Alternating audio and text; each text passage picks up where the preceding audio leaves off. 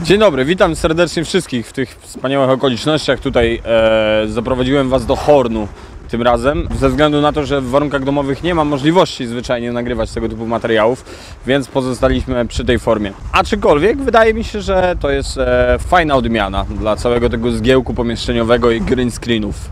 Więc mamy takie oto śliczne widoki. Pewnie ktoś zapytałby, po co nas wszystkich tutaj zgromadziłeś? Więc zgromadziłem Was tutaj po to, żeby opowiedzieć swoją historię. Stop! Dobra, jednak stop. Znajdujemy się aktualnie w Alkmaar, nie w Hornie, bo stwierdziłem, że trzeba nagrać Wam introdukcję do tego, co wydarzy się później. Jaką introdukcję? Ktoś by mógł zapytać. Doszedłem do wniosku, że jest to jeden z najważniejszych odcinków, jakie zrobiłem kiedykolwiek i jeden z najważniejszych tworów, jakie stworzyłem kiedykolwiek do internetu, bo daje szerszy obraz.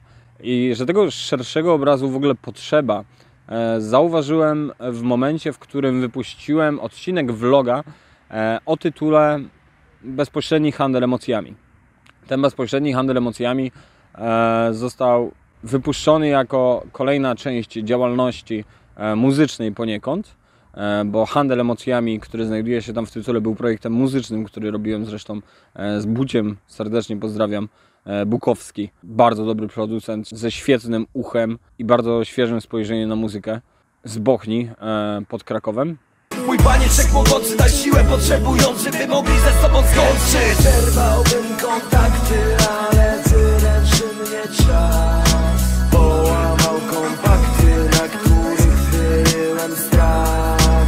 Wywrzeszczane takty, właśnie takiego mnie znasz. Zrywam ze światem pakty, to emocjonalny krach.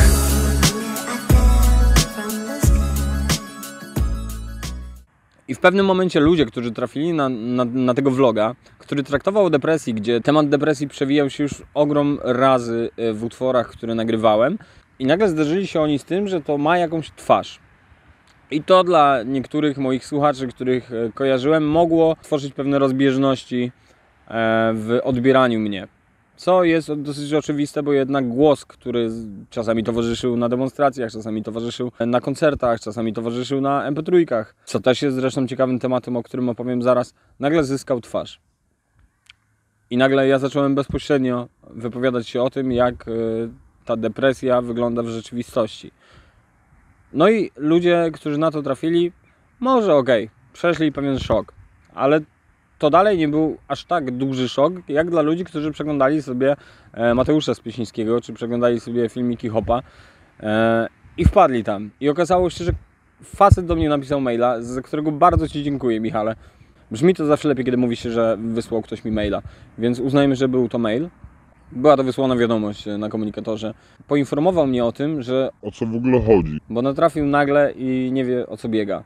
Ja sobie uświadomiłem, że wcale nie jest to dla Was takie oczywiste, jak to jest dla mnie. Że ja żyłem w swojej bańce i ja tworzyłem. I od dzieciaka tak naprawdę zaczynałem tworzyć muzykę. Jacyś tam słuchacze przychodzili. Później zaczęło się to wszystko rozkręcać. Później zaczęliśmy grać koncerty. Dla mnie to było zawsze bardzo osobiste. Ja opowiadałem o tym, jak wygląda moje życie poniekąd. Opowiadałem też o swoich poglądach, opowiadałem o tym, w jaki sposób patrzę na świat i spotykałem się z ludźmi na przykład po koncertach na piwie. Nie graliśmy raczej na scenie, a schodziło się z niej i grało się między ludźmi. I dla mnie było to bardzo bliskie. I nie pomyślałem o tym, ja głupi, że przez to wszystko przewija się jednak kilka tysięcy osób.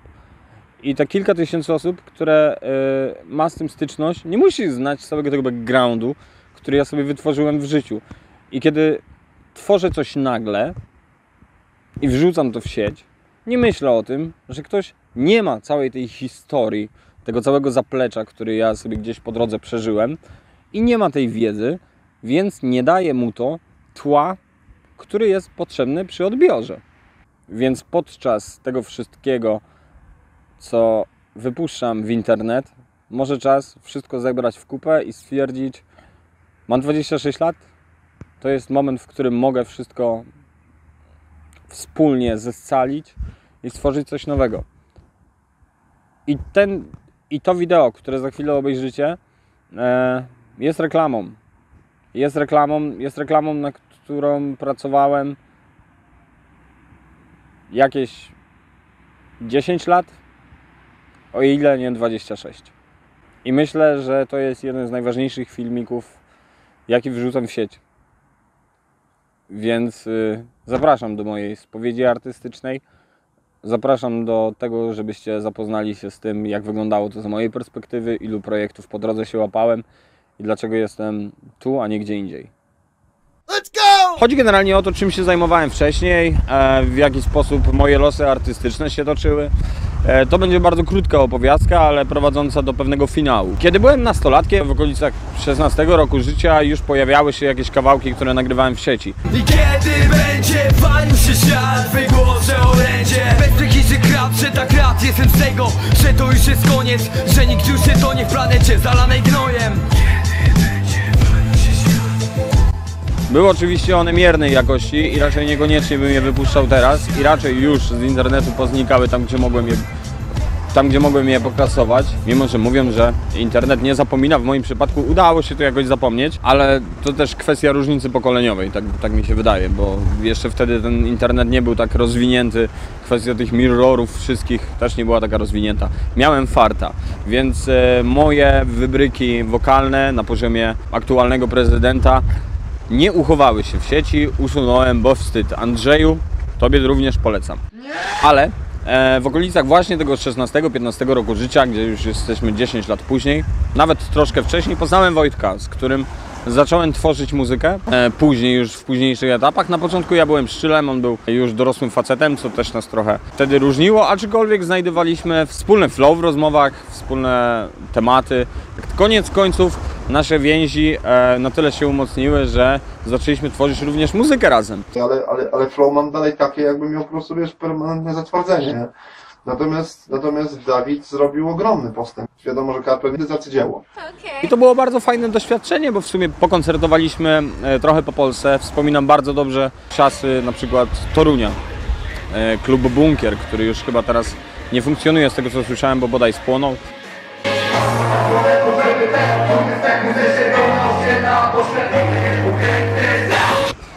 Czy też na przykład Wrocław, Punk Picnic, Punks Picnic to się zwało bodaj. Grałem również koncerty po różnych demonstracjach w Polsce. Nie na lewo i nie w prawo, ale prosto. Antymaszystowską, droga polską.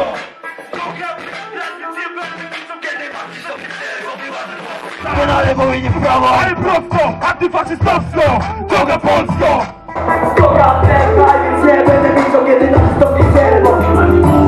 Nie na lewo i nie w prawo, ale prosto. Droga polską. Kocham ten kraj, więc nie będę milczał, kiedy na środki czerwo. Zawsze wychodziłem z założenia, że ta muzyka jest jednak jakąś formą aktywizmu społecznego, a zawsze ten aktywizm mnie w jakimś stopniu pociągał. Nie masz na długinę, to chwila czym kompletna, ale wykryć się pedał. Myśli, że jest niezły, utworzył to widzę. Lato nie depiję, do bezpienia wątpliwości zatruwają każdą chwilę. Cały czas się urodziłem, jakaś trudno odpowiada. Zero pana tu jak się po. Nie pomagam, za co mi wkładasz kopie. Do głowy, do młode, użoną mnie wada. Kupili się za marne złote kodek. Z twojej strony powiedzieć, że oczywiście ważne jest to, żebyśmy nie dali robić z siebie idiotów i nie dali się wykorzystywać, tak jak zostaliśmy wykorzystani właśnie przez tą super wspaniałą imprezę, ale pamiętajmy też o innych zagrożeniach. Pamiętajmy o ekstremie i o ekstremie prawicowej, o ekstremie, która patrzy na narodowość, orientację seksualną i tego typu sprawy, ale nie zapominajmy, że po lewej stronie też stają się ekstremalne grupy i ten baner właśnie jest tym, co chcemy wyrazić. Nie pozwólmy na to, żeby pewne organizacje pod płaszczykiem pseudodemokratycznych idei przemycały moje myśli, które ten kraj już przerabiał. Tyle, dzięki.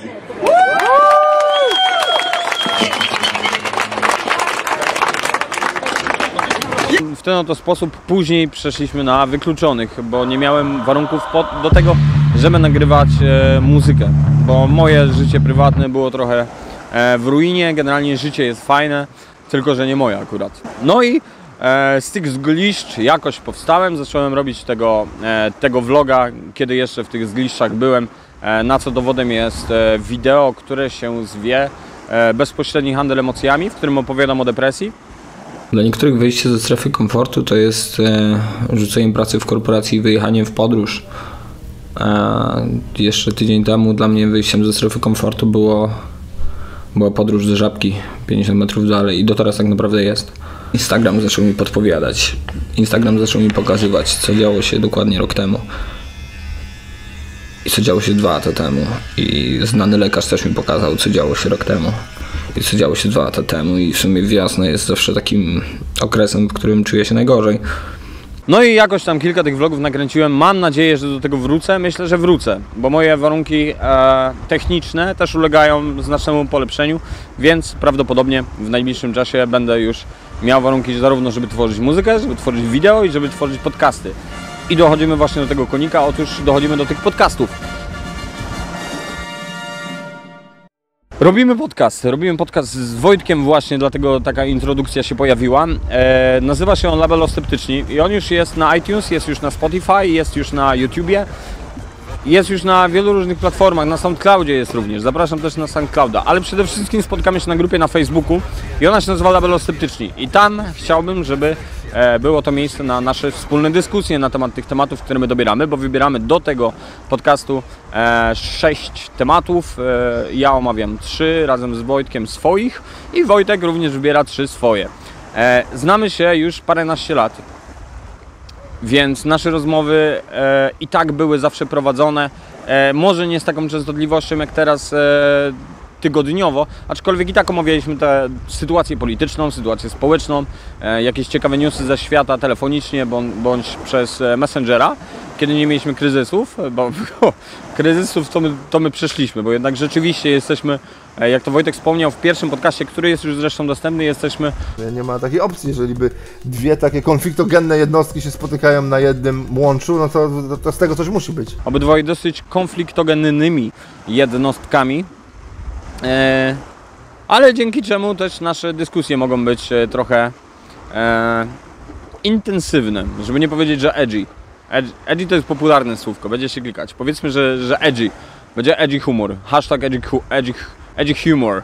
Edgy humor. Więc zapraszam Was wszystkich do tego podcastu, bo to jest kolejny etap mojej jakiejś takiej prywatnej działalności i czuję, że jestem w miejscu swojego życia trochę przełomowym. Śmiało mogę powiedzieć, że jestem w miejscu swojego życia, które jest przełomowe, bo przez rok prawie reperowałem moje życie. Zaczyna się ono stabilizować, z czego zajebiście się cieszę. I czuję, że ten podcast to jest coś, co mogę robić już długofalowo, tak jak robiłem muzykę, do czego też ułatwia mi to, myślę, że praca z Wojtkiem, bo tworzyliśmy muzykę równolegle swego czasu i koncertowaliśmy wspólnie i to było coś, co mnie napędzało tak czasowo. Jeżeli ja mam kogoś, kto mnie ciągnie, to jestem w stanie ciągnąć takie długie projekty intensywnie i przez długi okres.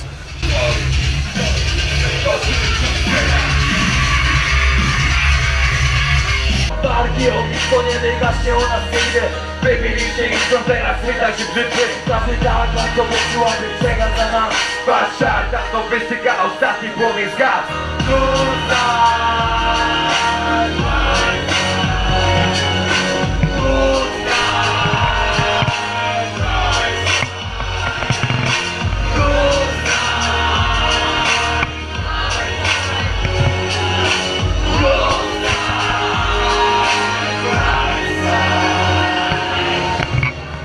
Tak jak robiłem muzykę przez 7 lat bodajże, gdzie nagrywałem, że zdarzało się nawet, że zrobiliśmy płytę w 2 tygodnie.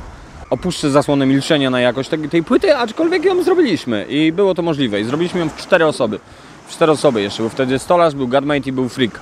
Piękne czasy, pozdrawiam wszystkich, którzy się tam znaleźli. I tak oto nadciągamy do mojej nowej części życia.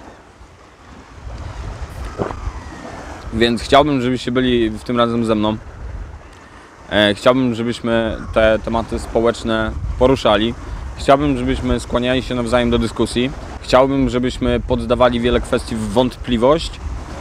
Zaorajmy mainstream. Pozdrawiam wszystkich i mam nadzieję, że do usłyszenia możliwie jak najczęściej na tych wszystkich platformach, które wymieniłem i zapraszam raz jeszcze na grupę na Facebooku. Bądźcie z tym ze mną. Pozdrówki, całusy, nienawidzę Was wszystkich wciąż.